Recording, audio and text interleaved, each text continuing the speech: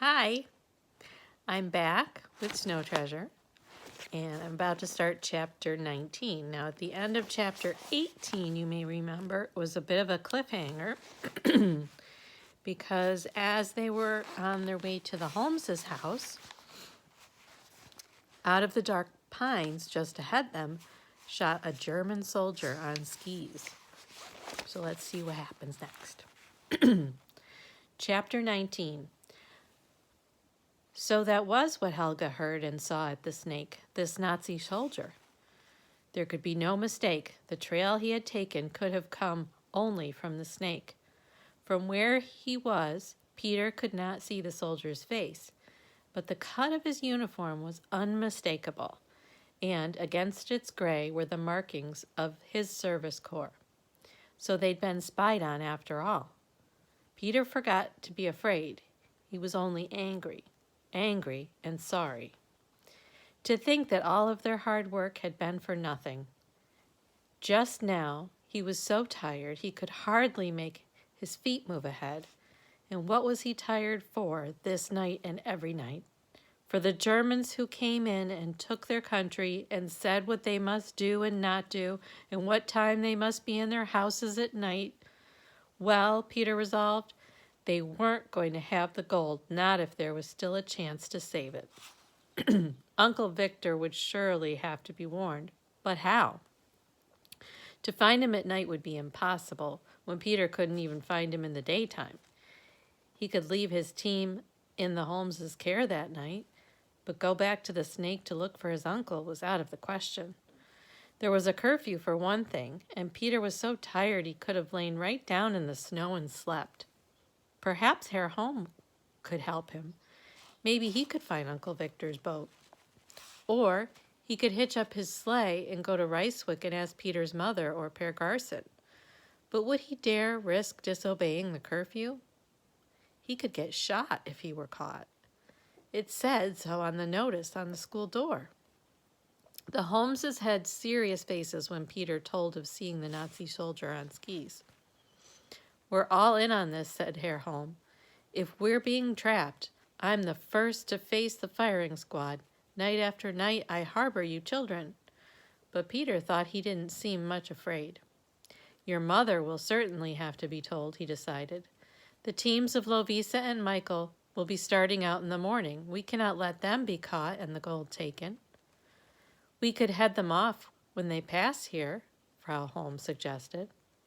But where could we hide the gold? It wouldn't be safe here, and there's no use having them haul it all that distance just to cart it back. No, I'll have to go talk it over with Frau Lundstrom. I'll go tonight. Tonight? But you can't. There's a curfew, his wife spoke sharply. I must. There's no other way. Frau Lundstrom will know what to do. But you could be shot. They'll have to catch me first. A sheet for me, Mama, and off I go. Over his heavy outdoor clothes he draped a sheet. It fell in folds from his shoulders to his feet. Now a towel for my head. This he twisted into a turban. Now you think they'll know me from the snow? They went outside with him while he strapped on his skis. Luckily, they're down on the beach and not up here. If I'm fortunate, I won't meet any Germans.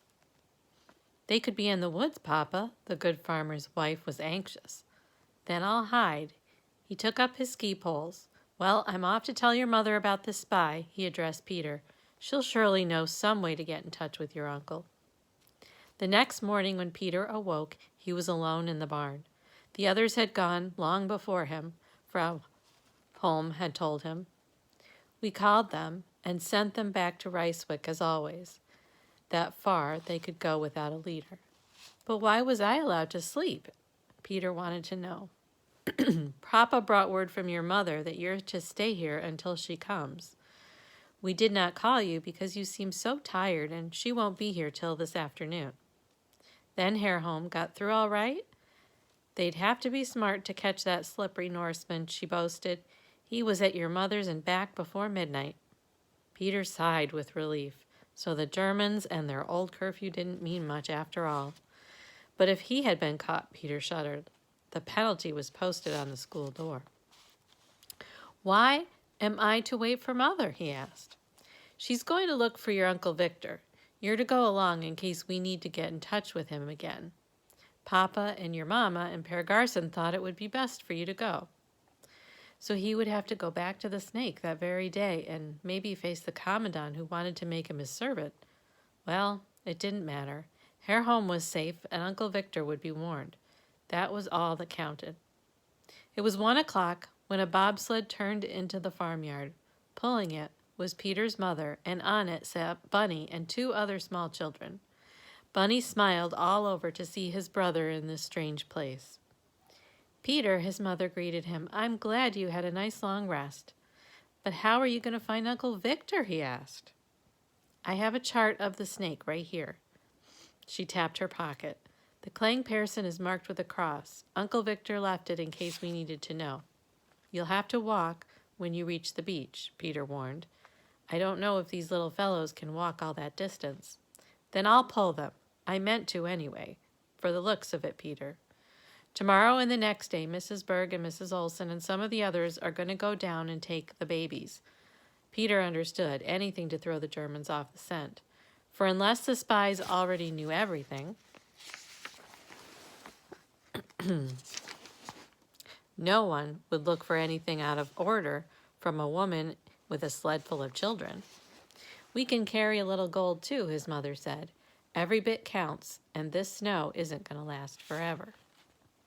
Chapter 20. Peter transferred the gold from the bobsled to his own sled. He gave his mother a start, for he knew he could overtake her when he wanted. Mrs. Lundstrom sat on the bobsled and steered it skillfully.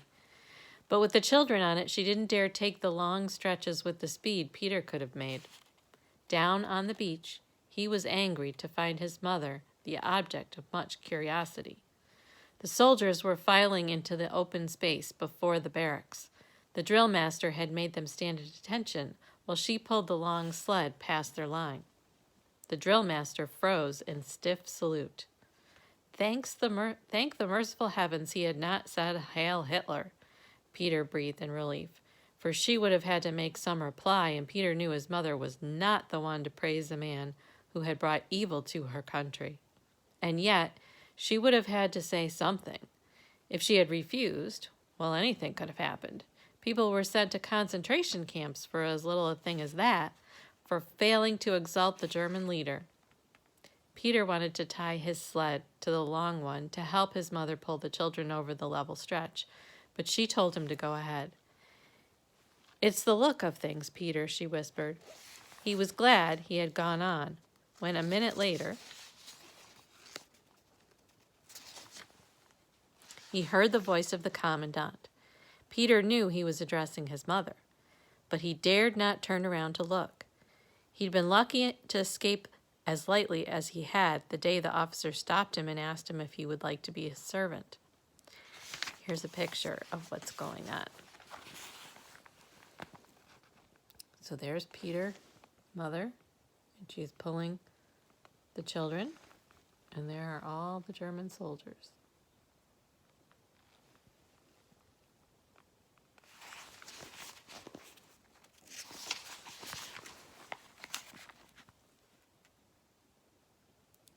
Good morning, good lady. You're a fine day for your sled ride. You've a fine day for your sled ride. Peter knew his precise Norwegian accent. His mother made no answer. If you like, I'll have one of my men pull that sled, he spoke politely. Still his mother was silent.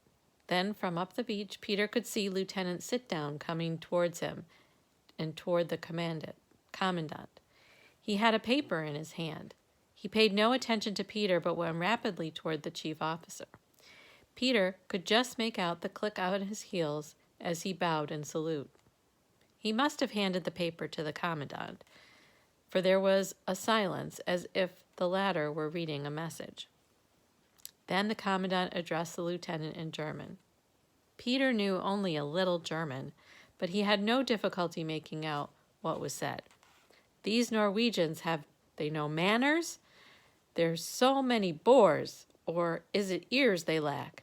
There was a boy here one day. I offered to let him help my orderlies. He acted as if he couldn't hear. Peter dug into the snow as hard as he could. He was that boy, and he was afraid the commandant might recognize his back. He reached the cliff that hid the snake. From there he watched his mother pulling hard on the rope of the bobsled. It seemed to him that she would never arrive. It seemed to him that she would never arrive at the wall that would hide her from the eyes of those hundreds of Germans. Slowly she traveled over the snow. She had to turn into the valley before Peter dared give her a hand on the rope. But the snow soldiers are all knocked down, she noted. That means that Victor and Rolls came out last night and loaded the gold you children brought yesterday. Could you and Helga have been mistaken? Helga's nearly always right, Peter spoke ruefully. It was a sore point. Helga had been right, and he had been wrong in so many disputes. If Helga says she's seen anything, you can be pretty sure she has. Mrs. Lundstrom had to agree. Helga was known as bright throughout Ryswick. Anyway, I saw a soldier on skis just before we turned into the Holmeses' farm last night. He would have to come from here. There's nowhere else he could have come from. In any event, we'll have to tell Uncle Victor so he can be on guard. Now the thing to do is to find the boat. Mrs. Lundstrom drew from her pocket a drawing of the snake with the Clang Pearson marked with a cross. But that's right here, she said. Here are the 2 fallen trees, and there is no boat there. Peter announced triumphantly, I looked for it every day, and I've not seen it yet. I think the children will be safe while we look, his mother said. Bunny, you and Dag and Ingrid make a snow castle, a great big one. Look, I'll help you start it. She dropped on the snow beside them. Peter stood the bobsled on its end. It would screen them a little from the wind. Then he untied the bricks he had transferred from his mother's sled to his own. These he buried in a drift. In no time at all, a snowman was standing guard over them. And now for the Clang Pearson. But although it was clearly marked on the drawing, there was nothing of it to be seen. Not a spar, not a boom, not a foot of mast. Only the everlasting snow, the pines, the jutting cliffs that made pincers around the black rushing stream and its narrow borders of land. Peter and his mother walked to the very edge of the water. In the little wooden strip, they saw a strange new kind of vegetation. The forest seemed to dance. Pines, they thought rooted in the bank, now seemed to have no roots at all, but were bobbing up and down with the rush of the current. And now that they were part of the valley where something was amiss, they could see other strange sights. Through the thick brush on the bank, they could just about make out the Clang Pearson. But what a strange Clang Pearson! Pines were going right out of her hull. Her mast was a towering evergreen. The branches thickened at the crow's nest and then tapered to a stately point. A pretty good job of camouflage, don't you think? A voice spoke softly at their side. Both of them jumped in fright.